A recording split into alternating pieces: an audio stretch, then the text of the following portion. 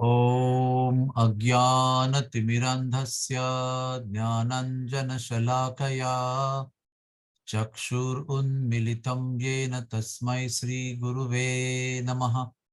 श्रीचैतन्यमनोभीष्टं स्थापितं येन भूतले स्वयं रूपः कदा मह्यं ददाति स्वपदान्तिकम्।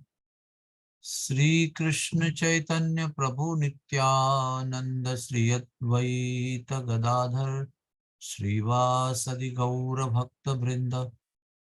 हरे कृष्णा कृष्णा कृष्णा हरे हरे, हरे राम राम राम हरे हरे। हरे कृष्णा। हम सब जानते हैं कि श्री कृष्ण के अवतार के संबंध में, श्री कृष्ण की लीलाओं को संपन्न करने के लिए श्री यमुना जी गौलोक से निकली हैं भगवान की इच्छा के अनुसार, और उसी समय गंगा जी भी उनके साथ में निकली हुई है। और दोनों ने साथ में गोलोक वृंदावन से ब्रह्म ज्योति, वैकुंठ, विरजा नदी, महत तत्व, इन सब स्थानों को पार करते हुए दोनों वामन देव के चरण के स्पर्श से बने हुए रंध्र से हमारे ब्रह्मांड में प्रवेश किया है। फिर दोनों साथ में आगे बढ़ती है, एक जगह पर अलग हो जाती है। कालिंद पर्वत पर जमुना जी आती है और गोमुख से गंगा जी निकलती है। फिर यमुना जी वृंदावन में प्रवेश करती है और आगे जाकर श्री कृष्ण की लीला में अति उत्कट अंग संग के साथ वो भगवान की सहायता करती है, भगवान की रानी भी बनती है, भगवान की ब्रज सखी भी बनती है।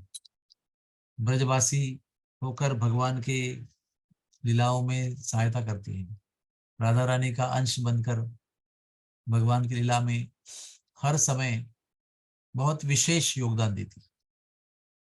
यमुना जी इतनी भाग्यशाली है कि यमुना जी को सबसे पहले भगवान ने अंग संग दिया।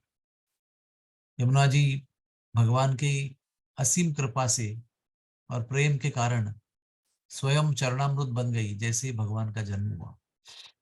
इतनी भाग्यशाली यमुना जी आगे जाकर जब ब्रज छोड़कर प्रयाग में गंगा जी से मिलती है, पृथ्वी के पृष्ठभाग के ऊपर गंगा और जमुना जी का मिलन होता है और पृथ्वी के अंदर से सरस्वती का मिलन होता है। लेकिन दृश्य भाग के रूप में गंगा और जमुना ही रहती है। तो उस समय सवाल उठता है कि अभी दोनों नदी का मिलन होने के बाद नाम किसका रहेगा और स्वरूप किसका रहेगा। गंगा जी नीले रंग की है, हल्के, और यमुना जी गहरे हरे रंग की है। बहुत सांवले रंग से उनका रंग मिलता जुलता है। तो यमुना जी ने उत्तर दिया कि मैं तो कृष्ण स्वरूपा हूँ, कृष्ण के भाव में और प्रेम में विलीन हूँ। इसलिए हे बहन गंगा जी, आपका नाम रहेगा और मेरा स्वरूप रहेगा। तो इलाहाबाद प्रयाग के बाद में जब हम गंगा जी का दर्शन करते हैं, क्योंकि गंगा जमुना का सर मिलन होने के बाद में आगे उस बचे हुए नदी को या बनी हुई नदी को गंगा जी ही कहते हैं, यमुना जी या सरस्वती नहीं कहते हैं। तो आगे बहने वाली गंगा जी का नाम गंगा है और स्वरूप यमुना जी का है। इसका अर्थ ये होता है कि यमुना जी ने अपना नाम त्याग दिया और अपने स्वरूप को कायम रखा। जब पूछा गया तो भी उन्होंने स्वरूप को रखना चाहा और नाम को छोड़ना चाहा। इससे हम देख सकते हैं कि भगवान के जो विशेष भक्त होते हैं वो कभी भी नाम कीर्ति और किसी भी बाह्य प्राप्ति से आसक्त नहीं होते। उन्हें सबसे अधिक लगाव अपने स्वरूप से होता है, और स्वरूप क्या है हमारा? भगवत सेवा, भगवान के सेवा में एक रूप हो जाना। ये अद्वैतवाद नहीं है कि भगवान से एक रूप होना नहीं है, ये भगवान की सेवा से एक रूप होना है। तो यमुना जी ने, जब तक गंगा जी का मिलन गंगा सागर में समुद्र से नहीं होता है, प्रयाग से लेकर उस स्थान तक जमुना जी ने अपना नाम ही छोड़ दिया है। एक तरह से जमुना जी का नाम का अस्तित्व ही मिट गया है। लेकिन हर प्रकार से जमुना जी का अस्तित्व जो है, उनके भाव के द्वारा, उनके दर्शन के द्वारा, उनके गहरे रंग के द्वारा वहां पर प्रकट है, जिससे हम समझ सकते हैं कि नाम वैसे भी, नाम कीर्ति यश, ये सब नश्वर है। इसकी एक शुरुआत है और उसका अंत है। लेकिन हमारा स्वरूप चिरंतन है, नित्य है, शाश्वत है। और वो स्वरूप है जीवेर स्वरूप होए कृष्णेर नित्यदास। इस स्वरूप को हमें बनाए रखना है, बढ़ाना है, वृद्धिंगत करना है, संपन्न करना है, और इसे ऐश्वर्य से संपन्न करना है। तो आइए यमुना जी के इस उदाहरण से हम ये चिंतन करें कि वास्तव में चिरंतन काल तक रहने वाली वस्तु क्या है?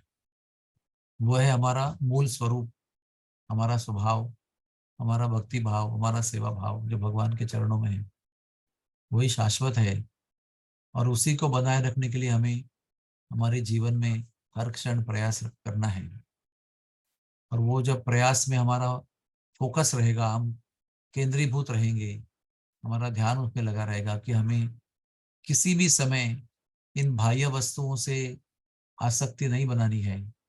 जैसे कि हमारा शरीर का रूप है, या हमारा सौंदर्य है, या हमारा धन है, या हमारी कीर्ति है, हमारा अधिकार है, हमारा साम्राज्य है, आधिपत्य है, इन सब चीजों में लगाव प्रयत्न पूर्वक न रखते हुए, हमें प्रयत्न पूर्वक हमारा लगाव हमारे स्वभाव से, हमारे जीवन के अंतिम लक्ष्य में स्वरूप के द्वारा स्थित होकर, स्वरूपेण अवस्थितः, इस स्थिति में हमें उस उद्देश्य को प्राप्त करना चाहिए। क्योंकि फाइनली श्री कृष्ण भगवान हमारे रूप से आकर्षित नहीं होते हैं, लेकिन हमारे स्वरूप से जरूर आकर्षित होते हैं। क्योंकि उनका स्वरूप और हमारा स्वरूप एक है। जब हमारा स्वरूप उनके स्वरूप से मिलता है और हम उसको मिलाते हैं, तो भगवान प्रसन्न हो जाते हैं। आइए भगवान के नाम का ध्यान पूर्वक जप करते हुए भगवान के स्वरूप को, यानी भगवान की सेवा को, भगवान के सच्चिदानंद चिरंतन स्वरूप को प्राप्त होकर हम उनको प्रसन्न करने का प्रयास करें। Hare Krishna Krishna Krishna Hare Hare, Hare Ram Ram Ram Hare. Thank you very much. कोई किसी का प्रश्न है तो पूछ सकते हैं।